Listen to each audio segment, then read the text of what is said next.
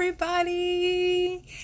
Happy Thursday. It's been a holiday week, so sometimes I got to check myself on what day it is. But welcome to my video. Today's video is going to be how to succeed despite all that reading that you have to do, right? So if you hop on live, make sure you say hi, and if you are watching the replay, make sure you say comment replay at the bottom so I know that you guys watched it and understand everything that's going on, okay?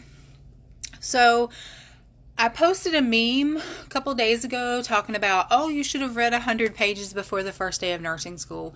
And so that got a lot of interactions because you guys know what I'm talking about, right? There's just so much reading, but how do you do it all? And so I know that the reading can be very overwhelming, right? Very, very overwhelming, especially if you're not a reader. Some people are not readers by nature, or they can't absorb information from reading, but yet you've got, I don't know, 1,000 different pages that you have to read for nursing all the time. And so while that meme was just a little bit of a mild exaggeration, it's still extremely true, especially if you've been in nursing school. You know what I'm talking about.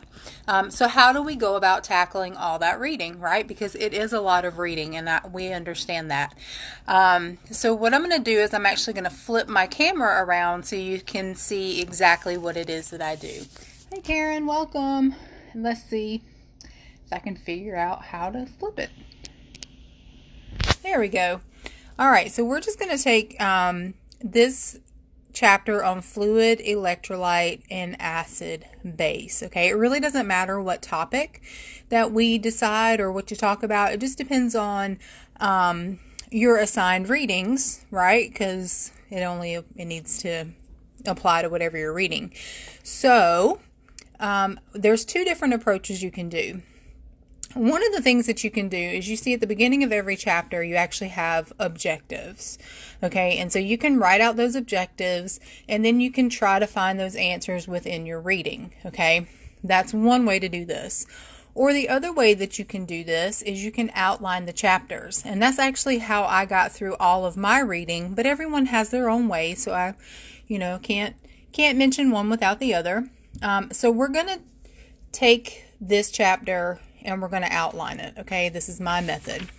Honestly, a lot of people kind of get wrapped up in what's being said in the introductory stuff, but that's not really where the meat and potatoes are, so to speak, of this. So we're going to start actually on this page. And the first heading that I come to is scientific knowledge base. And again, this little part right here is just an introductory. It really doesn't make too big of a difference one way or the other. But what I'm going to do is I actually take out my piece of paper, and yes, I do handwrite my notes, and I'll tell you why in just a few minutes. But I'm going to start by labeling the page scientific knowledge base. Okay, that tells me that this is going to be the foundation of what I'm learning in this particular chapter. Okay, in fact, I don't need to read this immediate paragraph right here, because listen, guys, it literally just said, this section provides the foundation of scientific knowledge for your critical thinking in regards to a patient who's having or is at risk for having fluid, electrolyte, and acid base imbalance. You don't have to read that. That literally said it all right there in that heading of scientific knowledge base. Okay, the next heading as we move down through here is location and movement of water and electrolytes. Okay, these subheadings are where we're going to focus. So the next thing that I'm going to write down here is 1, location and movement of water and electrolytes. Okay, that's where I know my focus is going to be for this particular section of the book. All right, hopefully this is all making sense for you. And here I want to do two things. Okay, there are two things that I'm going to do in this particular section. One, I'm going to identify these blue words. Okay, and you may be thinking to yourself, well, there's a whole list of blue words right here. Can't I just look up the definitions? Yes, you can, but here's the thing.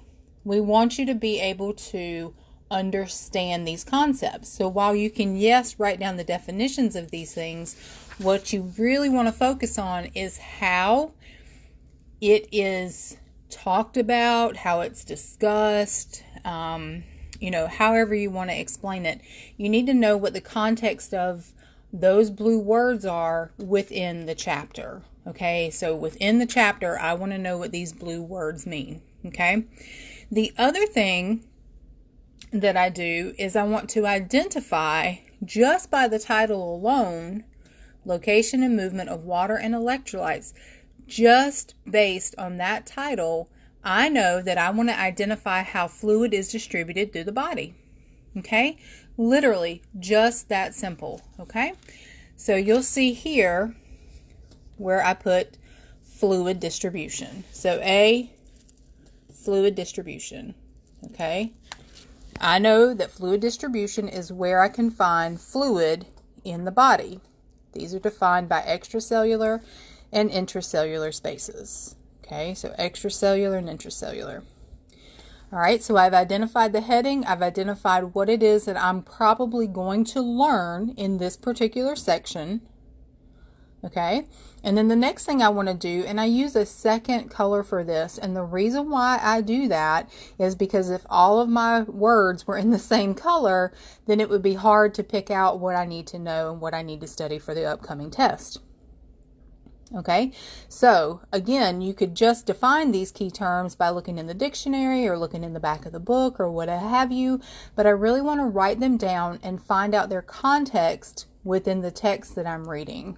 Okay, and so I've done this. I didn't go too far because I'm not the one that needs to study fluid and electrolytes, but I just wanted to show you guys an example. So the very first blue word that I come to up here is extracellular fluid. So that is what I do down here. I write in a different color, extracellular fluid. Then I go back. I see the extracellular fluid is labeled as ECF, extracellular fluid. And I find everywhere in the paragraph that talks about the ECF. So it's outside of the cells. Here, I write outside of the cell. I keep reading through here. ECF, that's another word for extracellular fluid. There's the acronym for it. So it's approximately 1/3 of the total body water.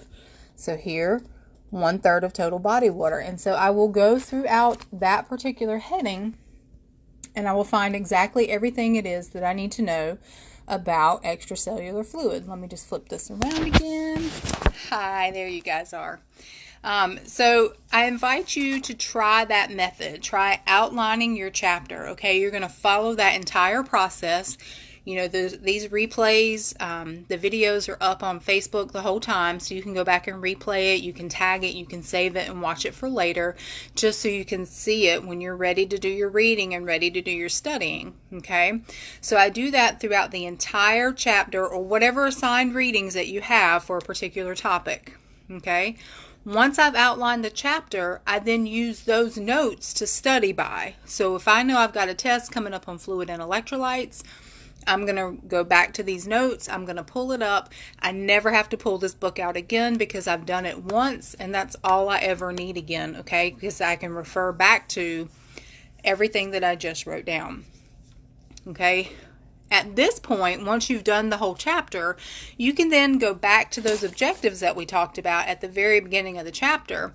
You can write out those objectives and you can determine whether or not you can answer that question. Okay, there are also review questions at the end of every chapter.